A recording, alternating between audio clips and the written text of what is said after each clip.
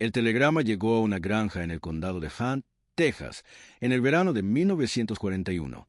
Era breve, era frío. Le decía a un niño de 12 años que el mundo acababa de cambiar, y no de la forma que nadie esperaba. Su padre se había marchado, se había ido, y con él se fue el delgado hilo que mantenía unida a una familia de 9 hijos, unida solo por la tierra de Texas y las oraciones de una mujer que ya se estaba muriendo. Esa mujer, Josie Murphy, moriría en menos de un año. Y el niño que quedaba atrás, un niño pecoso y desnutrido que apenas pesaba 50 kilos y medía 1,65 m con sus botas, haría algo que ningún experto militar, ningún oficial de reclutamiento, ningún general al mando jamás habría predicho. Se convertiría en el soldado de combate estadounidense más condecorado de toda la historia del ejército de los Estados Unidos. Pero aquí viene la parte que nunca te cuentan en los libros de texto. Cuando la guerra por fin terminó, cuando le pusieron las medallas en el pecho, cuando el presidente Truman le estrechó la mano y Estados Unidos lo aclamó como un héroe, Audie Murphy no quería volver a casa. No quería ser famoso. No quería salir en la portada de la revista Life. Quería regresar. Regresar con sus hombres. Regresar al barro, al fuego y al único lugar del mundo donde alguna vez se había sentido parte de algo. El ejército dijo que no. Y entonces, en su lugar, le entregaron un guión de película. Esta es la historia que nunca contaron del todo, la de un chico que no tenía nada, que se convirtió en guerrero porque la muerte era lo único que había sido honesto con él, y que, tras sobrevivir a lo imposible, descubrió que la paz era la guerra que no podía ganar. Volvamos al principio, no al campo de batalla, no a las medallas, sino a los campos de algodón del este de Texas, donde Audie Leon Murphy nació el 20 de junio de 1924, en el seno de una familia tan pobre que la pobreza misma habría parecido una mejora. Su padre, Emmett Murphy, era parcero, un hombre que trabajaba tierras que jamás poseería para alimentar a hijos a los que apenas podía vestir. En total, los Murphy tuvieron 12 hijos, aunque 3 murieron en la infancia. Los que sobrevivieron aprendieron pronto que el mundo no les debía nada. Recogían algodón, cazaban ardillas y conejos, no por deporte, sino porque algunas noches esa era su cena.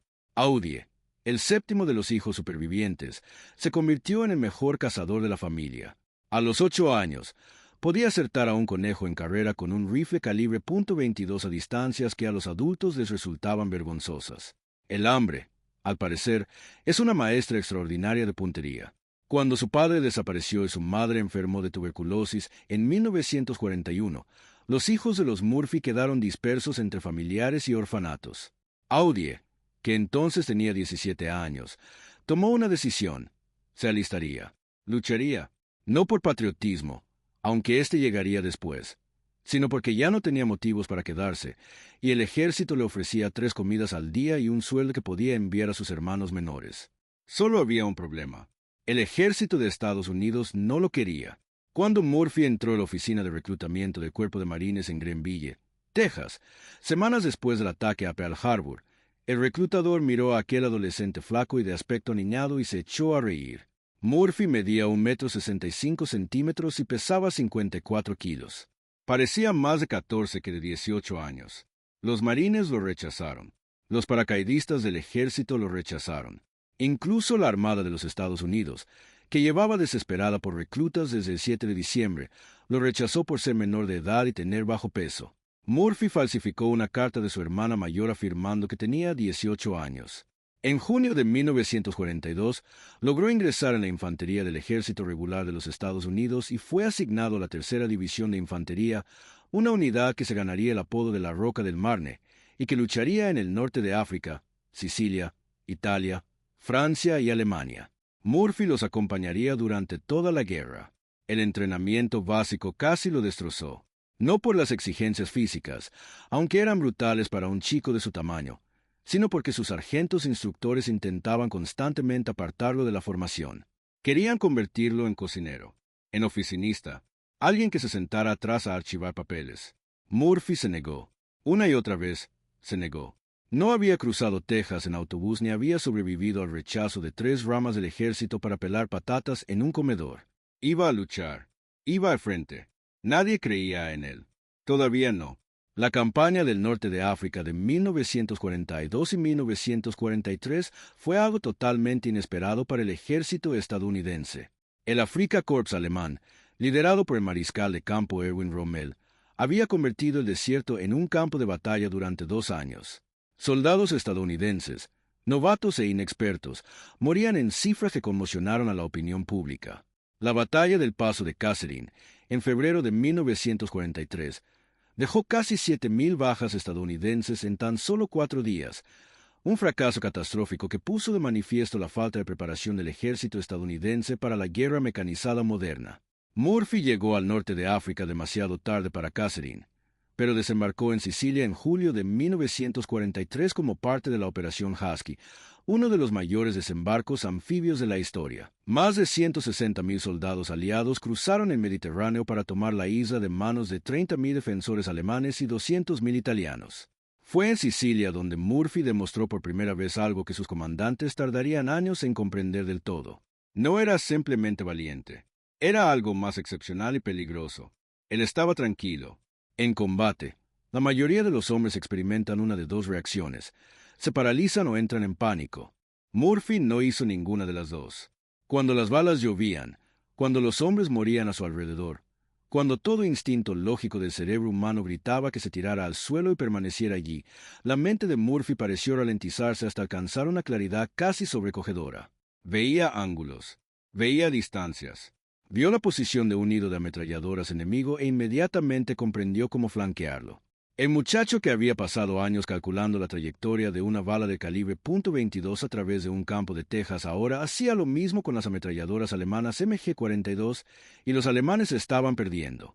Para cuando los aliados cruzaron a la Italia continental en septiembre de 1943, Murphy ya se había labrado una reputación, no entre los generales, sino entre los hombres que lucharon a su lado. Porque en la infantería, la reputación no se construye con comunicados de prensa, sino con quien está presente cuando todo sale mal. Y en Italia, todo salía mal constantemente. La campaña italiana fue una de las batallas más sangrientas y extenuantes de toda la Segunda Guerra Mundial. A diferencia de las campañas de rápido avance en el norte de África, Italia fue una guerra de montañas, ríos y caminos estrechos que atravesaban pueblos antiguos, cada uno fortificado y defendido por soldados alemanes muy competentes. La línea gótica, la línea de invierno, Monte Cassino, donde las fuerzas aliadas pasaron 4 meses intentando romper las defensas alemanas en un terreno tan brutal que las mulas reemplazaron a los camiones y los hombres transportaban proyectiles de artillería a sus espaldas por pendientes de 45 grados. Tan solo la tercera división de infantería sufrió más de 1.400 bajas en menos de 2 semanas durante las batallas alrededor de la cabeza de playa de Anzio. Murphy estuvo en Anzio. También participó en la fuga de Anzio y también en la liberación de Roma en junio de 1944. Y en cada etapa hizo algo extraordinario. Sobrevivió. Más que sobrevivir. Él avanzó. En febrero de 1944, a los 19 años, Murphy abatió a sus 2 primeros soldados alemanes en combate cuerpo a cuerpo durante una escaramuza cerca del río Volturno. Su informe oficial posterior a la acción describió el enfrentamiento con la franqueza propia del ejército. El soldado Murphy neutralizó a 2 soldados enemigos utilizando una pistola alemana capturada.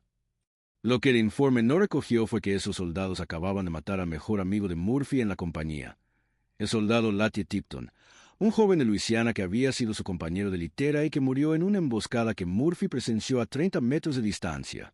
Murphy no se paralizó, no retrocedió. Caminó hacia la posición alemana, siguió caminando y no se detuvo hasta que terminó. Cuando su oficial al mando le preguntó más tarde si estaba bien, Murphy respondió que sí. No lo estaba. Nunca volvería a estar completamente bien. Pero dijo que sí porque sus hombres lo necesitaban, y ese era el principio por el que se regía.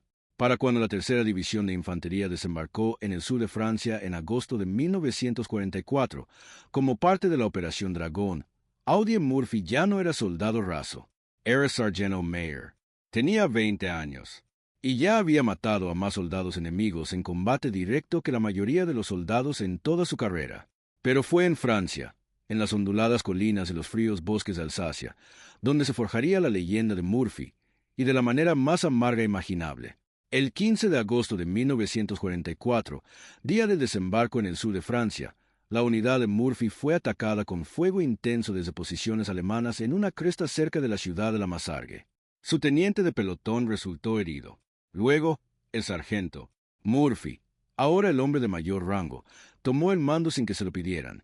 Condujo a sus hombres colina arriba, no con tácticas ingeniosas ni con una potencia de fuego abrumadora, con un ímpetu agresivo y decidido, la convicción de que en el combate de infantería lo peor que se puede hacer es detenerse. Tomó la colina. Su unidad sufrió bajas. Los alemanes sufrieron aún más.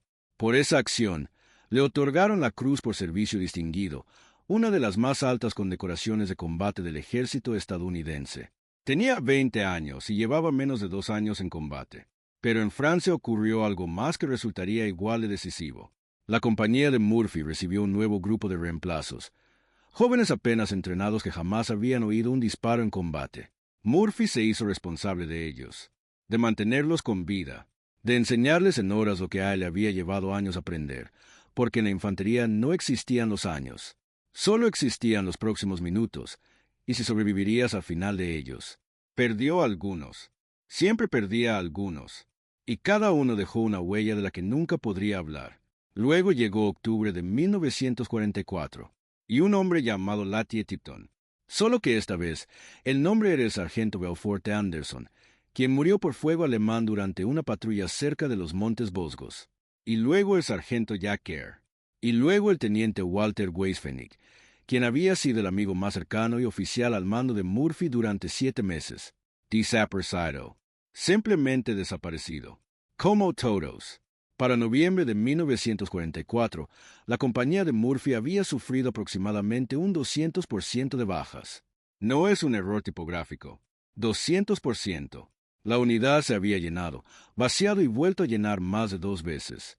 Murphy era uno de los pocos hombres que había estado allí desde el principio, y el peso de esa continuidad, de ser el hilo conductor que unía a todos esos hombres muertos con los vivos, era algo que ninguna medalla podría medir. Y sin embargo, siguió adelante.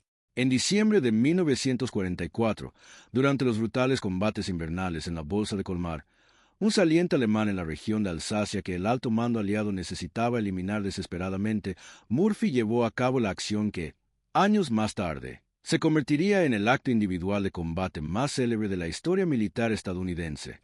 El 26 de enero de 1945, cerca del pueblo francés de Oldswir, la Compañía B del 15º Regimiento de Infantería, de la Tercera División de Infantería, quedó reducida a unos 19 hombres. Llevaban días combatiendo a temperaturas muy por debajo del punto de congelación, a través de bosques nevados, contra una fuerza alemana que los superaba ampliamente en número. Esa mañana, un contraataque alemán surgió de la línea de árboles. 2 compañías de infantería alemana, unos 250 soldados, apoyadas por 6 tanques Panzer, comenzaron a avanzar hacia la posición de Murphy. Reflexionen sobre esa cifra. 250 soldados alemanes entrenados, con apoyo blindado, contra 19 estadounidenses que estaban ateridos, exhaustos y con poca munición. Murphy ordenó a sus hombres que se retiraran hasta la línea de árboles. Él los cubriría. Tomó la radio. Solicitó fuego de artillería sobre su propia posición, una última medida desesperada, y luego hizo algo que desafió todo cálculo racional de autoconservación. Se subió a un cazacarros estadounidense M-10 en llamas. El vehículo ya había sido alcanzado por fuego alemán. Su munición podía explotar en cualquier momento. Era, en todos los sentidos militares y físicos, una trampa mortal. Murphy hizo caso omiso de esto.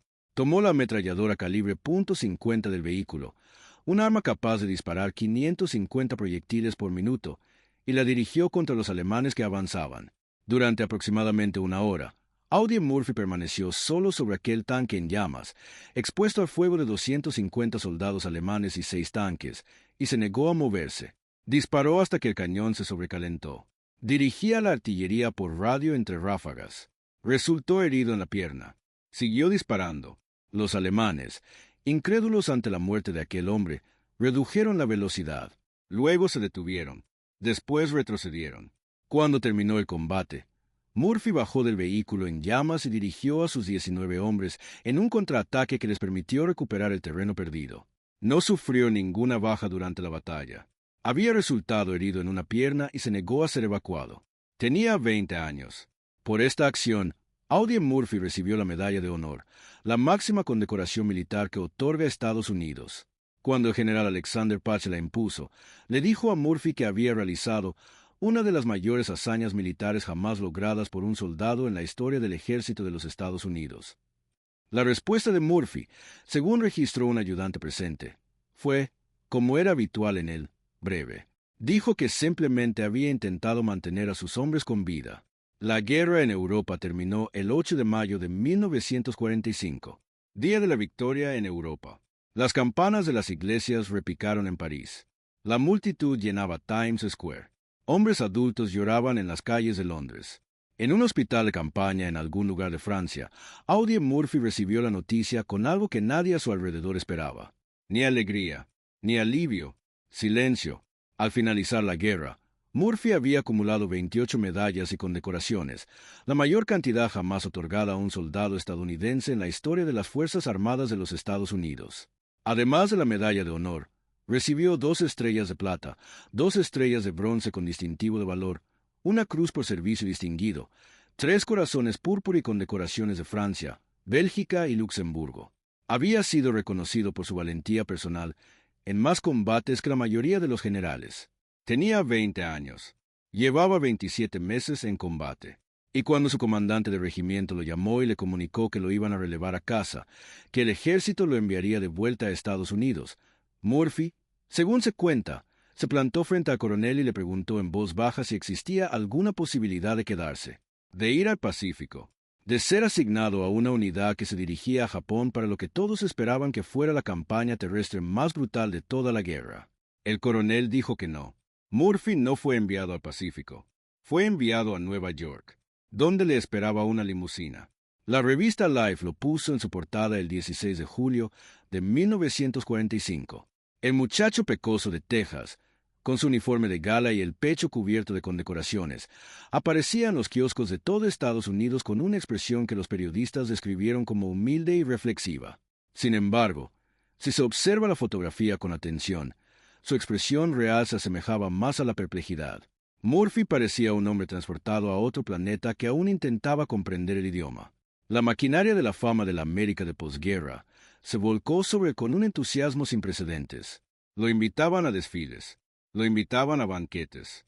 Estrechaba la mano de políticos que jamás habían estado a menos de 800 kilómetros de un campo de batalla. Lo presentaban en partidos de béisbol. Le entregaban las llaves de ciudades. Sonreía para las fotos con mujeres que lo llamaban el soldado más guapo de Estados Unidos, y era educado y amable, y, según todos los que lo conocieron durante ese periodo, era absolutamente infeliz. Tenía pesadillas, todas las noches, de esas que no desaparecían al abrir los ojos, que lo perseguían al despertar y se sentaban a los pies de la cama a esperarlo. Dormía con una pistola bajo la almohada. No podía comer en restaurantes de espaldas a la puerta. Se sobresaltaba con los petardeos de los coches. No podía ver una película en un cine lleno de gente porque los sonidos, los destellos de luz, los movimientos bruscos, todo lo llevaba de vuelta al mismo lugar. El tanque en llamas, la arboleta, los rostros de los hombres que ya no estaban allí. En términos clínicos modernos, lo llamaríamos trastorno de estrés postraumático. En 1945, el ejército lo denominaba fatiga de combate y, discretamente, animaba a los soldados que regresaban a no hablar del tema. El tratamiento de la salud mental no era algo que los hombres estadounidenses de aquella época comentaran. Desde luego, no los soldados, y mucho menos los héroes. Así que Murphy no habló de ello. Sonreía para las cámaras, asistía a las cenas y lo sobrellevaba todo solo. Luego llegó James Cagney. James Cagney, el legendario actor, estrella de Guite y Yankee Doodle Dandy, había leído el artículo de la revista Life y localizó a Murphy. Cagney había formado parte de compañías de teatro durante la guerra, había convivido con veteranos de combate y reconoció en el rostro de Murphy algo que la prosa entusiasta de la revista había pasado por alto por completo. Vio a un hombre que sufría y necesitaba orientación. Cagney invitó a Murphy a IR Hollywood, no como figurante, sino como actor. Murphy se mostraba escéptico. Solo tenía estudios de 8º grado. Hablaba con un acento tejano tan marcado que parecía de tener un reloj. No tenía formación, ni experiencia, ni interés particular en la actuación. Pero Cagney era convincente, Hollywood era acogedor y Texas estaba lleno de recuerdos para los que Murphy aún no estaba preparado. Firmó con Universal Pictures en 1948. Sus primeros años en Hollywood fueron, según él mismo admitió, humillantes. Era pésimo. No tenía un encanto rústico, ni era un amateur entrañable. Era realmente pésimo. Los directores describían trabajar con él como intentar que el agua fluyera cuesta arriba. Era rígido. Era cohibido. Había pasado 3 años aprendiendo a reprimir cualquier respuesta emocional externa como mecanismo de supervivencia, y ahora le pedían que actuara con emociones a la perfección frente a la cámara. Tomó clases de actuación. Estudió. Hizo lo que siempre había hecho cuando se enfrentaba a algo que intentaba doblegarlo. Se negó a rendirse. Aceptó papeles pequeños. Papeles secundarios. Películas del oeste, que le venían bien porque requerían una autenticidad física que hacía que la formación formal fuera menos importante. Montaba a caballo con la seguridad natural de alguien que había crecido en la pobreza en la Texas rural. Sostenía un arma como lo hacían los hombres que las habían usado de verdad, no de la forma teatral en que los actores del Hollywood de los años 40 solían manejar las armas de fuego. El público lo notó.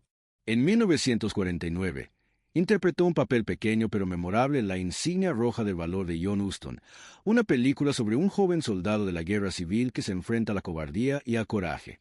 Para Murphy, quien había vivido la versión real de esa historia, el material no era actuación, sino arqueología. Luego, en 1955, llegó la película que definiría su legado público para siempre. Universal Pictures estrenó Al infierno y de vuelta, la adaptación cinematográfica de las memorias homónimas de Murphy, que él mismo había publicado en 1949. Murphy se interpretó a sí mismo. En apariencia, esta era una elección de reparto obvia, pero, en el fondo, era una decisión de profunda complejidad psicológica. A Murphy se le pedía que recreara los momentos que le habían arrebatado el sueño, fracturado su sensación de seguridad y le habían costado la vida de seres queridos. Se le pedía que lo hiciera bajo las luces de un estudio, por un sueldo, frente a cámaras operadas por personas que jamás habían oído un disparo en un acto de ira. Lo hizo. Lo hizo porque las ganancias le ayudaron a mantener a sus hermanos menores. Lo hizo porque la historia merecía ser contada con precisión, y no confiaba en que nadie más lo hiciera. Y lo hizo porque, en algún punto del proceso de reconstrucción, encontró algo, aunque fuera vagamente, que le pareció significativo. Al infierno y de vuelta se estrenó el 1 de septiembre de 1955 y se convirtió en la película más taquillera de la historia de Universal Pictures, un récord que mantuvo durante 16 años, hasta que en 1975 llegó Tiburón y cambió para siempre las reglas de Hollywood. La interpretación de Murphy, interpretándose a sí mismo, recibió críticas que iban desde el respeto hasta la admiración genuina. Los críticos destacaron que aportó al papel algo que ningún actor profesional podría haber logrado, la gravedad serena y particular de un hombre que realmente sabía de lo que hablaba. Pero los aplausos no curaron nada. Durante los años 50 y 60, Murphy rodó película tras película, westerns, películas bélicas, algún que otro thriller. Fue prolífico, pero su situación financiera era inestable, propenso a las malas inversiones y a la mala suerte. Jugaba, bebía, aunque nunca en exceso para los estándares de Hollywood. Se casó 2 veces. Primero con la actriz Wanda Hendricks en 1949, un matrimonio que duró menos de un año. Después, con Pamela Archer en 1951, con quien tuvo 2 hijos y una relación mucho más duradera, aunque puesta a prueba constantemente por la oscuridad que lo atormentaba. Las pesadillas nunca cesaron. Escribió sobre ellas. Finalmente, habló de ellas con una franqueza extraordinaria para un estadounidense de su generación y procedencia. A principios de la década de 1960, Murphy comenzó a hablar públicamente sobre lo que hoy reconoceríamos como TEP, trastorno de estrés postraumático, utilizando su fama para argumentar que los veteranos de combate merecían recibir tratamiento de salud mental sin vergüenza. Esto no fue bien recibido. El estamento militar, que había construido gran parte de su imagen de posguerra sobre el mito del soldado estadounidense psicológicamente invulnerable, no estaba dispuesto a que su héroe más condecorado le dijera al Congreso que los veteranos regresaban a casa destrozados. Murphy se lo contó de todos modos. Testificó. Escribió artículos. Utilizó la misma obstinación, casi mecánica, que lo había mantenido con vida en un tanque en llamas en Francia, para negarse a callar sobre algo que estaba matando a sus compañeros veteranos de forma lenta, privada e invisible. Las tasas de suicidio entre los veteranos de la Guerra de Corea iban en aumento. Murphy Lowe lo nombró, presionó. Décadas antes de que el TEP fuera formalmente codificado en el Manual de Diagnóstico de la Asociación Estadounidense de Psiquiatría en 1980, Audie Murphy exigía que el gobierno de Estados Unidos lo tomara en serio. El 28 de mayo de 1971, un avión privado con Audie Murphy y otros 5 pasajeros a bordo se estrelló contra Brash Mountain, cerca de Roanoke, Virginia. Las condiciones meteorológicas eran adversas y la visibilidad era reducida. La aeronave, un aerocommander bimotor, impactó contra la montaña a una altitud aproximada de 11.780 metros. No hubo supervivientes. Murphy tenía 46 años. Fue enterrado en el Cementerio Nacional de Arlington el 7 de junio de 1971, con todos los honores militares. Su tumba, en la sección 46, es una de las más visitadas de todo el cementerio, solo superada por la tumba del soldado desconocido. No hay un monumento ostentoso. Hay una lápida de mármol blanco, del mismo tamaño y forma que todas las demás, porque Murphy insistió en que no se le pusiera nada más grande que lo que recibía cualquier otro soldado. Porque así era él.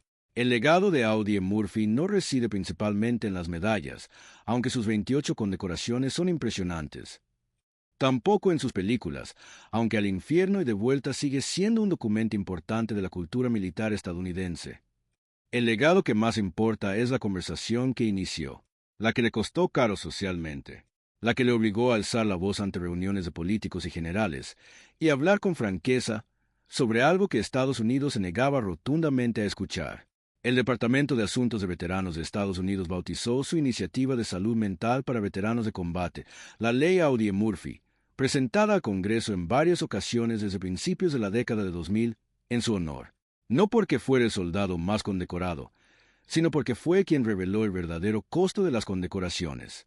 La medicina militar moderna reconoce que entre el 11 y el 20% de los veteranos de las operaciones Libertad Iraquí y Libertad Duradera sufren trastorno de estrés postraumático, TEP, cada año. Los tratamientos existentes, los protocolos terapéuticos, los enfoques farmacológicos, los programas de apoyo entre pares, existen en parte porque hombres como Murphy se negaron a fingir que sobrevivir a una guerra equivalía a estar completos. Fue rechazado por 3 ramas del ejército porque lo consideraban demasiado pequeño. Ganó todas las condecoraciones que el ejército podía otorgarle porque se negó a detenerse cuando todo instinto humano le decía que parara. Y luego, cuando terminó el tiroteo, siguió luchando de la misma manera, contra el estigma, contra el silencio, contra el mismo sistema que lo había hecho famoso, porque hay cosas por las que vale la pena luchar, incluso cuando no hay medallas al final. El muchacho del condado de Hunt, Texas, que no tenía nada, ni padre, ni madre, ni dinero, ni futuro alguno, se convirtió en algo que Estados Unidos necesitaba pero no merecía. No Solo on Harrow. Un testigo. Un hombre que contempló el devastador costo de la guerra con la misma mirada lúcida con la que había apuntado con un rifle a través de un campo en llamas, y se negó a apartar la vista. No quería ser una estrella de cine. Quería volver. Siempre había querido volver. No porque amara la guerra, la detestaba con una claridad que solo pueden alcanzar quienes la han vivido en carne propia, sino porque en el caos de combate, rodeado de hombres que lo necesitaban, aquel chico de la nada había encontrado por fin un lugar donde importaba, donde sus instintos eran infalibles, donde aquello en lo que era mejor también era lo que mantenía con vida a los demás. La paz nunca le dio eso. Hollywood nunca se lo dio. Solo los hombres que habían estado allí lo entendían, y la mayoría de ellos ya no estaban. El soldado estadounidense más condecorado en la historia militar de Estados Unidos está enterrado bajo una sencilla lápida blanca en Arlington. La inscripción dice simplemente Audie L. Murphy, Texas, Mayor, Infantería, Medalla de Honor, Segunda Guerra Mundial. Sencillo, discreto, justo lo que pidió. Algunos hombres necesitan un monumento, otros son uno. Bloque City. Si esta historia te conmovió, si la imagen de un niño de 50 kilos de un campo de algodón de Texas subiendo solo a un tanque en llamas contra 250 soldados te impactó de alguna manera, entonces ya comprendes algo importante. Los momentos más grandiosos de la historia casi nunca los protagonizan las personas a las que todos observan. Si aprendiste algo hoy, por favor, dale a me gusta. Tiene un impacto mayor del que crees. Le indica al algoritmo que esta historia merece ser vista por personas que nunca han oído hablar de Audie Murphy, y ese es precisamente el tipo de persona que más necesita escucharla. Suscríbete a Historial Verificado, porque las historias que realmente moldearon el mundo casi nunca son las que aparecen en tus libros de texto. Y quiero preguntarles algo en los comentarios. Si hubieran sobrevivido lo que sobrevivió Audie Murphy, ¿creen que habrían podido hacer lo mismo que él después? ¿Hablar públicamente sobre su propio sufrimiento en una época en la que eso lo costaba todo? Cuéntenme. Leo todas las respuestas. La próxima vez nos adentraremos en una historia que los historiadores militares han debatido durante décadas, una decisión crucial tomada en las últimas horas de una batalla que debería haberse perdido, por un comandante en quien nadie confiaba, que cambió el mapa de todo un continente. No se lo querrán perder. Gracias, como siempre, a todos y cada uno de los miembros de esta comunidad. El hecho de que estén aquí, que les importen las historias reales, las historias completas, las que no se ajustan a un titular, significa muchísimo. Seguiremos contándolas, cada semana, mientras nos quieran. Esta combinación de tensión emocional, contraste visual y un gancho basado en hechos es la fórmula que genera tasas de clics del 8 al 12% en el contenido de historia militar en YouTube.